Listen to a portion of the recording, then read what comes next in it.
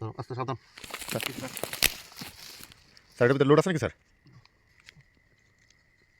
আসন্ন ত্রয়োদশ জাতীয় সংসদ নির্বাচন, দেশের ভেতরে শান্তিপূর্ণ ভোট নিশ্চিত করতে সীমান্ত জুড়ে চলছে বিজিবির কঠোর নিরাপত্তা। ঠিক সেই প্রেক্ষাপটে লালমনিরহাটের মোগলহাট সীমান্তে গভীর রাতে চালানো এক বিশেষ অভিযানে ইউএসএ তৈরি একটি বিদেশি পিস্তল, একটি ম্যাগাজিন ও 1 রাউন্ড গুলি উদ্ধার করেছে বর্ডার গার্ড বাংলাদেশ। চলুন দেখে নেই কিভাবে এই সাহসিক অভিযান পরিচালনা করেছে বিজিবি। গোপন সংবাদের ভিত্তিতে মঙ্গলবার রাত আনুমানিক 3টার দিকে লালমনিরহাট ব্যাটালিয়নের commanding officer lieutenant colonel Mehedi Imam PSC এর নেতৃত্বে একটি বিশেষ টহল দল সীমান্তবর্তী মোগলহাট বিওপির নিকটবর্তী বুনিয়াদচর ফলিমারি এলাকায় নিঃশব্দে অভিযান শুরু করে। চারদিক নিস্তব্ধ, সীমান্ত জুড়ে কড়া পাহারা। ঠিক তখনই পলিথিনে মোড়ানো অবস্থায় পরিত্যক্ত ওই অস্ত্র ও গোলাবারুদ উদ্ধার করা হয়। উদ্ধারকৃত অস্ত্রটি মালিকবিহীন হলেও এর উপস্থিতি সীমান্ত দিয়ে অবৈধ অস্ত্র পাচারের আশঙ্কাকে নতুন করে সামনে এনে দিয়েছে।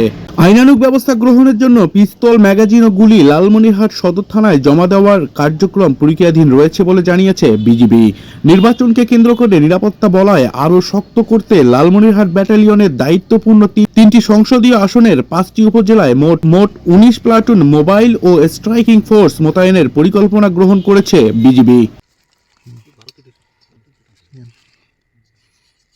আরেকটু সার্চ করতে এগুলো